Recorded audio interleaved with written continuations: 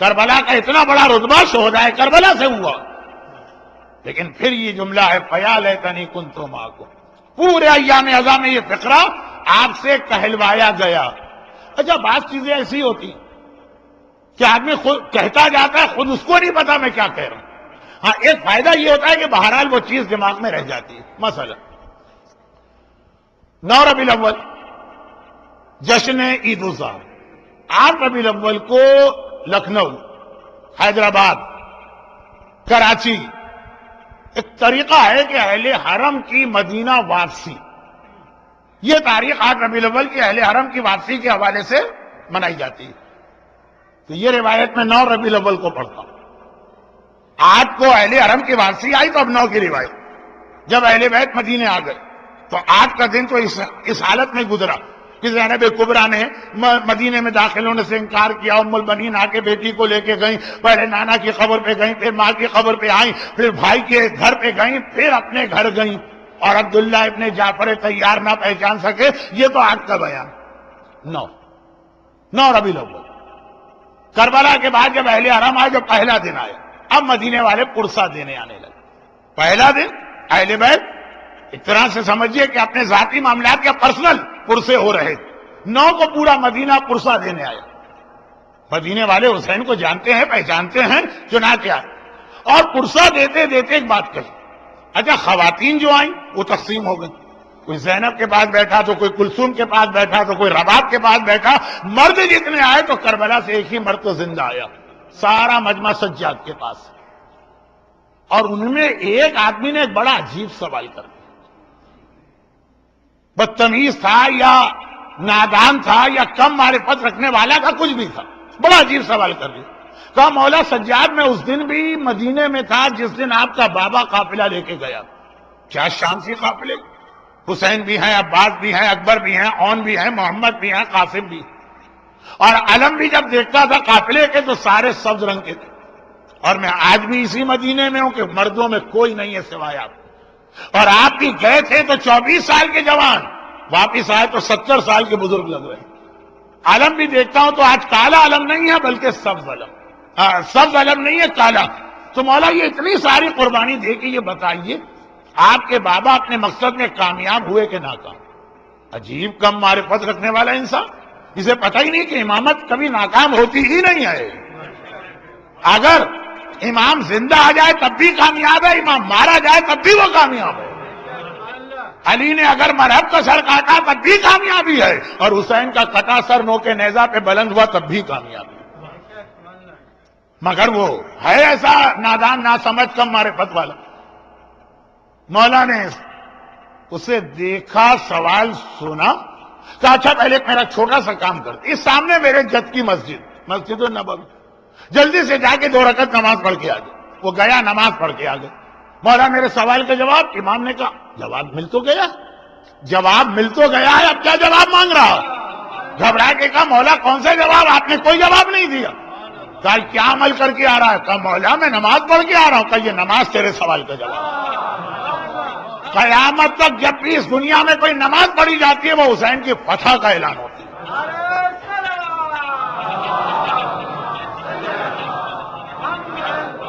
اب یہ روایت میں بہت پڑھتا ہوں، پڑھ دی روایت. اب آپ کو معلوم ہے کہ اس قسم کی روایتیں ہماری قوم آسانی سے ڈائجسٹ کرتی بھی نہیں. مولانا کہاں سے پڑھ دیا آپ نے؟ کس کتاب میں لکھا ہوا؟ جو ذرا سے اپنے فیور والی روایت ہے اس میں کوئی نہیں پوچھتا کس کتاب میں لکھا ہوا. لیکن بہرحال کس کتاب میں لکھا. اچھا ہم لوگوں کے پاس بھی لوگوں کو ٹیکنیکل ناک آؤٹ کرنے کے بہت طریقے ہیں. میں ایک ایسی کتاب کا نام لے سکتا ہوں جس کا دنیا میں صرف ایک نسخہ ہو، وہ بھی کسی ایسی لائبریری میں کہ پتہ یہ تو وہاں جا ہی نہیں سکتا. اس کو تو جواب دے دیا نا کہ فلاں کتاب کے 6 جلد کے صفحہ 172 پہ لکھا. اب وہ جائے کہاں سے، کتاب لے کہاں سے، 6 جلد اٹھائے کیسے، صفحہ 172 کھولے کیسے، کھول ملے تو سمجھے کیسے؟ عربی کتاب نہیں، میں نہیں کرتا. بھائی اس نے سوال کیا، اس کو مطمئن کرنا. میں نے کہا کہ آپ کو کیا اعتراض؟ کہا مولانا اعتراض یہ کہ کربلا کا اتنا بڑا واقعہ اور آپ نے اس کو نماز کے اندر محدود کر دیا. یہ کہاں سے پڑھا آپ نے؟ میں نے کہا یہ میں نے آپ سے سن کے پڑھا. آپ راوی ہیں، آپ میرا سورس ہیں، آپ نے مجھے بتایا. ارے تو ایسا لگا جیسے بارود کو جو آگ لگا دی گئی، ایک مرتبہ وہ بھڑک اٹھا، ہٹ گیا، مولانا میں تو اس پہ اعتراض کر رہا ہوں اور آپ کہہ رہے ہیں میری وجہ سے آپ نے یہ پڑھا۔ میں نے کہا میں نے ہمیشہ ہر شب جمعہ آپ کو دیکھا ہے کہ آپ آقا حسین کی زیارت پڑھتے ہیں، اور اس میں آپ کہتے ہیں اشہد انک قد اقمت الصلاۃ۔ آقا حسین میں گواہی دیتا ہوں کہ آپ نے نمازیں بچائیں۔ عربی میں آپ پڑھیں تو کوئی اعتراض نہیں، خالی اردو ترجمہ میں کر لوں تو کہاں سے آ گئی روایت، اعتراض ہو گیا۔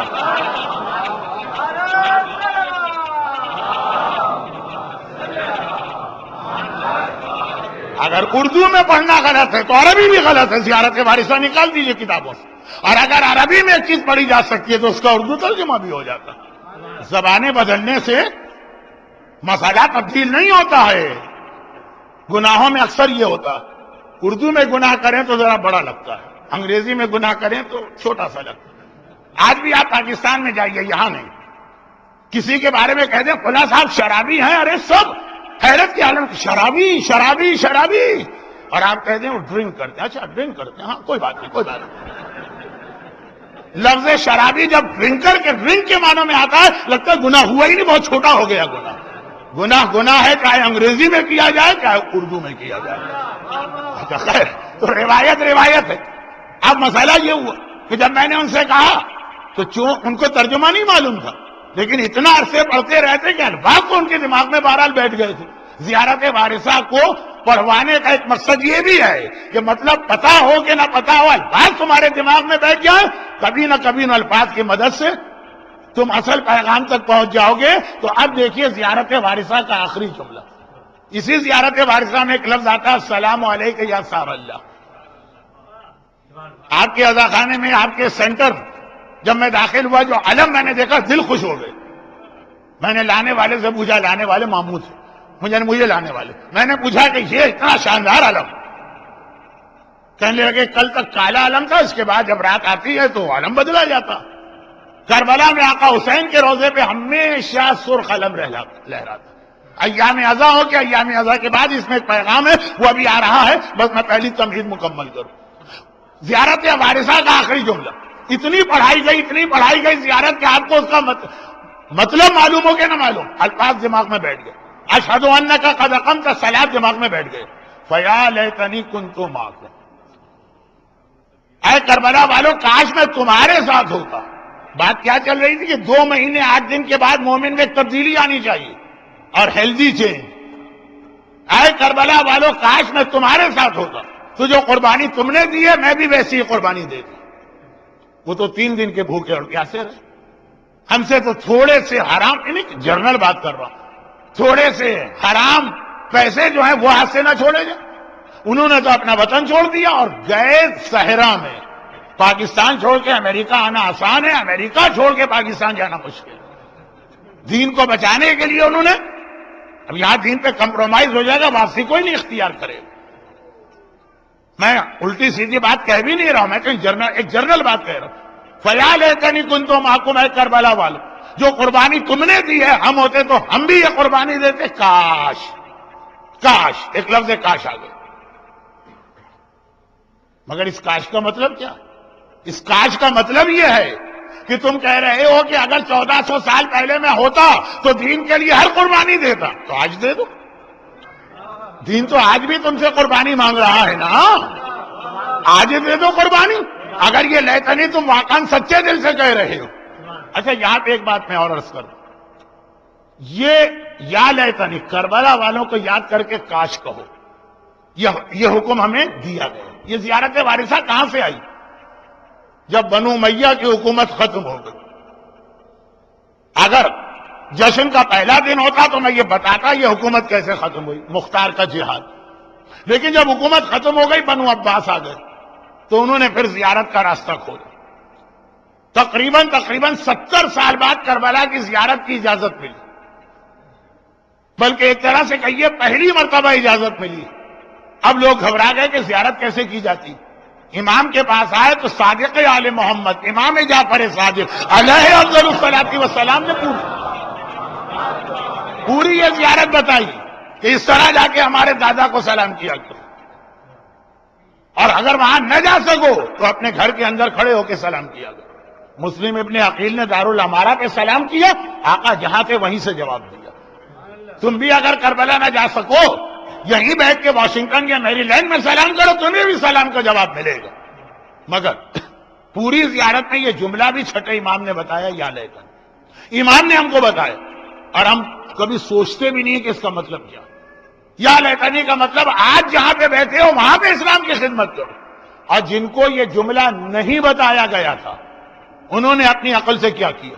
متوکل عباس سے، یزید کے بعد خاندان اہل بیت کا سب سے بڑا دشمن متوکل، مولا کا ایک خطبہ جس میں مولا نے بنو عباس کے ایک خلیفہ کی تفصیل بتائی، فرمایا عاشرہم اکفرہم، ان کا 10واں ان میں سب سے بڑا کافر ہوگا، وہ یہ متوکل۔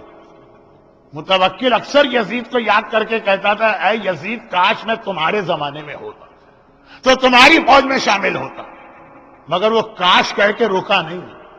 اس نے کہا کہ اگر میں یزید کے زمانے میں نہیں بھی ہوں تو کیا ہوا، آج سوچو کہ کس طرح یزید کے مشن کو پورا کرنا۔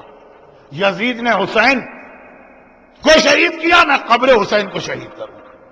یا لیتنی کہا متوکل نے اپنی مرضی سے، اور فوراً یہ سوچا کہ یا لیتنی خالی زبان سے نہیں کہا جاتا، عمل سے کیا جاتا۔ چنانچہ اس نے قبر امام مظلوم پر بیلوں کا حل چلانا چاہا۔ اس نے دریائے فرات کا رخ موڑا کہ قبر دریا کے اندر آ کے ہمیشہ ہمیشہ کے لیے چھپ جائے۔ اس نے اپنی فوجیں بھیجی متوکل کے وہ سارے مظالم۔ بلکہ ایسا ہی جملہ صدام کہا کرتا، اور اس خالی کہتا نہیں، اس کے بعد عمل کر کے دکھا۔ آقا حسین کے روضے پہ گولہ باری کی، آقا عباس کے روضے پہ گولہ باری کی۔ بلکہ اگر یہاں کراچی کے کچھ مومنین جو بیٹھے ہیں میری بات سمجھ پائیں تو میں ایک چھوٹا سا کرنٹ واقعہ سنا، بہت کرنٹ بھی نہیں، صدام کا۔ کراچی میں ایک بہت مشہور امام بارگاہ ہے باب العلم کراچی کی، اور بہت ہی پرائم لوکیشن پر ہے، وہ ایسی جگہ پر ہے کہ تقریباً آدھا کراچی وہاں سے گزر کے اپنے اپنے گھروں کو جاتا۔ تو ولادت پہ جب وہ لائٹنگ ہوتی ہے آدھے کراچی کو پتہ چلتا ہے، جب وہاں کوئی مجلس ہوتی ہے تو آدھے۔ وہ باب العلم کی ایک خصوصیت یہ ہے کہ کراچی کی حد تک سب سے پہلے روزوں کی شبی بننا وہاں سے شروع ہے۔ لکھنؤ میں تو خیر اودھ کے نوابوں نے سارے روزوں کی شبی بنائی، حیدرآباد دکن کے اندر تو روزوں کی شبی ہے، لیکن کراچی کی حد تک تو باب العلم میں حضرت عباس کے روزے کی ڈیٹو کاپی، ریپلکا کہتے ہیں غالباً انگریزی میں، جیسا کربلا کا روزہ۔ اور یہ زمانہ وہ تھا جب کربلا کی زیارت بڑی سخت کر دی تھی صدام، تو لوگوں کے لیے بھی ایک بڑی تسلی تھی کہ وہ وہاں نہیں جا پا رہے، کم از کم روزے کی شبی تو دیکھ رہے ہیں۔ اچھا، جب یہ روزے کی شبی بنائی جا رہی تھی تو اس وقت صدام کا ریلیجس افیئر کا جو منسٹر وہ کراچی کا وزٹ کر رہا۔ اب باب العلم کے اس زمانے کے کچھ لوگوں نے یہ سوچا کہ اس کو لا کے یہ روزہ دکھایا جائے، شبی روزہ، کیونکہ جو ریلیجس افیئر کا منسٹر ہے اس کے پورٹ فولیو میں کربلا کے سارے روزوں کی دیکھ بھال شامل ہے، اور اس کو لا کے دکھایا، کتنا خوش ہوگا کہ بھائی ہمارے شہر کی جو میری اپنی وزارت کے پورٹ فولیو میں چیز آتی ہے وہ یہاں کراچی والوں نے اس کو بچایا۔ اب جیسے دنیا کے کئی شہروں میں میں جاتا ہوں، سڑک کا نام ہوتا ہے لاہور اسٹریٹ، کراچی اسٹریٹ، خود بخود دل خوش ہو جاتا، نہ کچھ مل رہا ہے، نہ کوئی فائدہ ہے، نہ کوئی انعام ہے، بس اپنے شہر کا نام دیکھا، اپنے ملک کا نام دیکھا، خود بخود دل میں خوشی آتی۔ انہوں نے سوچا کہ کتنا خوش ہو، اور کسی کو زیادہ خوشی پہنچانے کا طریقہ یہ کہ ان ایکسپیکٹڈ زیارت کرو۔ تو اس کے پاس گئے، کہا کہ ہمارا امام باڑہ ہے باب العلم کا، آپ ایک وزٹ وہاں کبھی کر دیجیے، وہاں بہت مومنین آتے ہیں۔ تو صدام کا منسٹر تو آیا اس لیے تھا کہ صاحبان ایمان کو کسی طرح سے بے وقوف بنا کے صدام کی حمایتیں حاصل کر، کہ میں آؤں گا، اس کو لے کے آئے، اور باتیں کرتے کرتے گاڑی سے اتار کے باتیں کرتے کرتے ایک دم اس کو روضہ حضرت عباس کی شبیہ کے سامنے کھڑا کر دیا۔ جیسے اگر آپ نے کبھی انڈین کشمیر کا وزٹ کیا ہو یا افریقہ کے کچھ ملکوں کا، تو گائیڈ جو ہے نا وہ کہتا ہے آگے بڑھیے، لیفٹ سائڈ پہ دیکھیے گا نہیں، رائٹ دیکھیے گا، جب میں کہوں تب مڑ کے دیکھیے گا۔ اور پھر مڑ کے آدمی دیکھتا ہے اتنی خوبصورت جگہ نظر آتی ہے، اچانک بہت خوش ہوتا ہے، تو باتوں میں لگا کے لائے، اس کو دیکھنے نہ دیا روزہ، اس کے سامنے لے جا کے کھڑا کیا اور کہا اب ذرا نگاہیں اٹھا کے دیکھیے۔ اس نے دیکھا عراق کا ریلیجیس افیئر کا منسٹر، جس کے پورٹ فولیو میں کربلا کے روزے شامل، اس کی نگاہ حضرت عباس کے روزے میں پڑی، اور ایک تو ویسے ہی عراق کے لوگ سرخ و سفید، اتنا غصہ کہ لگا یہ کہ اس کے کھال سے خون ٹپک کے گرے.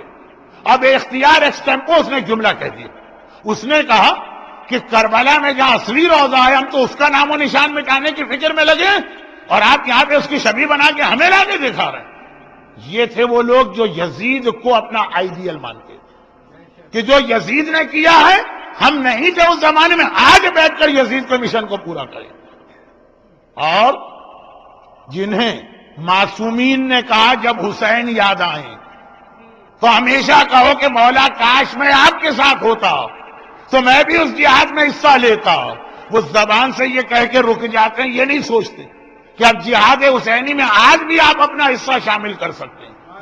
وہ تمام خواتین جو چادر زینب پر روتی ہیں، کبھی سوچا بھی ہے کہ چادر اسلام نے خالی زینب کے لیے واجب نہیں کی تھی، ہر عورت کے لیے واجب کی.